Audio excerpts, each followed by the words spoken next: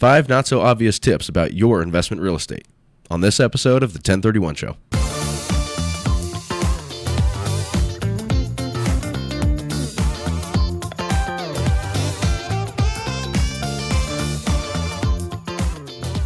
I'm Alex Stavorowski. We help people that have used their investment real estate to achieve financial freedom, but have since gotten stuck playing the game and are trying to figure out how to get back on track to living their dream life. And at the end of this episode, I want you to feel empowered to take action to strive towards your dream life in 2025, to have your investment real estate working for you and not you working for it. Tip number 1, there's a difference between an investment real estate owner and a real estate investor. When we talk to investment real estate owners, these are people that own 1, 2, multiple properties, but all they've ever done is landlord and manage real estate. They bought one property, they moved on, they kept that property and rented it, bought another, they've built out a portfolio, they have goals of financial freedom and generational wealth, but at the end of the day, they've stayed in this one lane of real estate investing. A real estate investor, on the other hand, realizes that the spectrum of investment opportunity, from active to passive, from ownership of properties to investment in real estate funds, these things are much more diverse when it comes to real estate investing. There are many ways to be involved and many opportunities worth pursuing. But to feel like you own investment real estate and could never be a real estate investor is a huge misunderstanding. It's very simple to realize that the types of tools and strategies that you have access to owning your investment real estate could very easily open the door much wider into real estate investing. So which one are you? An investment real estate owner or a real estate investor? Tip number 2, and if you just answered our question of are you a real estate owner or a real estate investor, then this applies directly to you, because tip number 2 is make your real estate part of your investment strategy. When it comes to making your real estate part of your investment strategy, you need to be working with someone that understands how those two things fit together. When you have stocks, bonds, retirement funds, retirement accounts, and real estate, most people I talk to think that those need to be pretty properly segregated. Real estate lives in its own world and doesn't really cross over into the world of how their other retirement investments are working for them.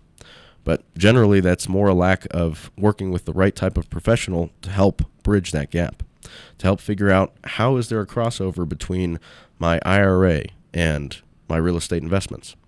And that's what we see with somebody that builds out a portfolio of real estate without involving it in their investment strategy, is that they have 2 different lanes running at the same time. Our goal is to help merge those lanes into one, so there's a comprehensive, congruent strategy around all of their investments to work them towards their dream life in 2025. The way I like to describe it is that making your real estate part of your investment strategy is like trying to solve a puzzle, but finally using all of the pieces. Instead of keeping half of them off the board when you have all of your other retirement assets working in one direction and you're managing your real estate on your own, these two things need to be working together. You need to be able to figure out how does the real estate work alongside my assets, not separately. Tip number 3, sell your property to keep your equity working for you.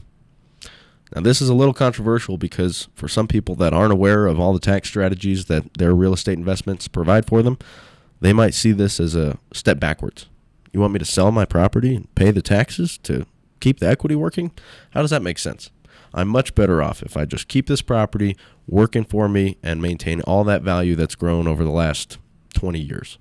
And while in some cases that is an option and a valid solution to keep building up the wealth of your investment real estate, if it's a property that is starting to negatively impact the lifestyle that you have, but there is a substantial amount of equity, substantial amount of capital gains that would be otherwise taxable, we start to talk about strategies like the 1031 exchange.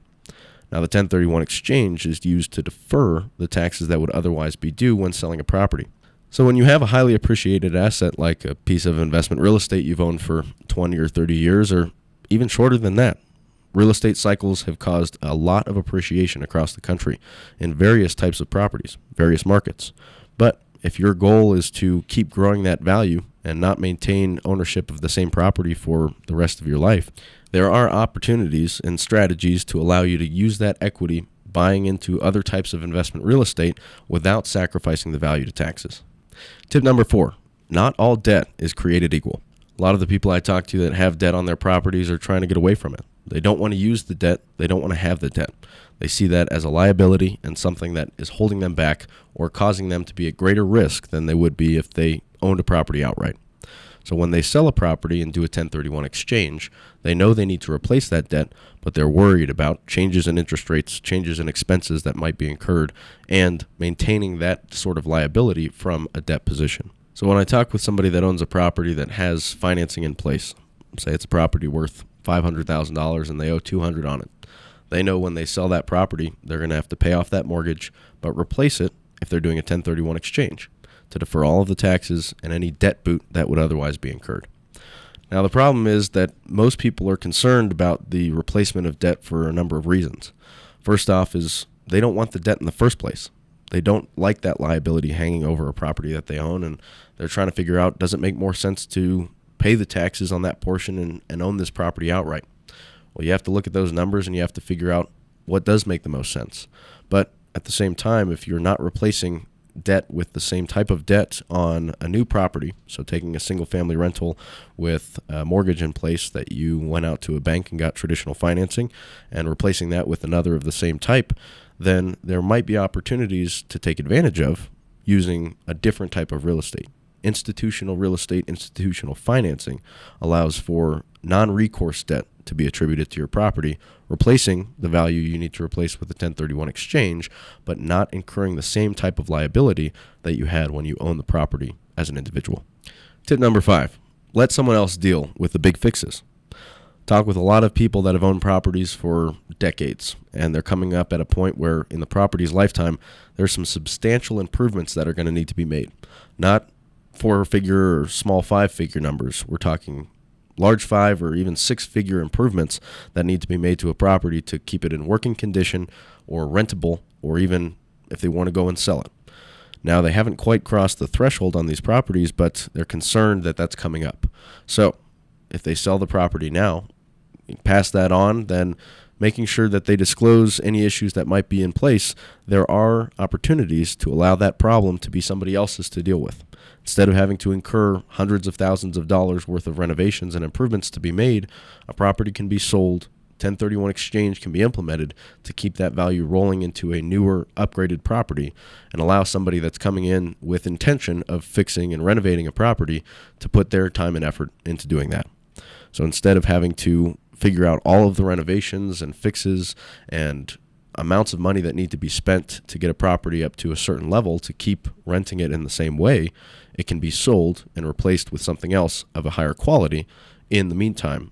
So for somebody coming up on major renovations and major costs that they need to put back into the property, they could potentially sell to replace with something of a newer quality and allow that value to continue to grow while somebody else that purchased their property is able to put the time and effort needed into renovating it and bringing it up to the value that they see fit. Now, if somebody wants to incur these costs and spend that time and energy, all the power to them. But it's not the only option available. And if there's writing on the wall for a property and some of the costs that are going to be incurred in the coming years, then selling and replacing that property with something else may be a more viable solution. So check out the link in the description below. And if you're looking for more of this kind of content and information, you know what to do. Thanks. We'll see you next time on the 1031 Show.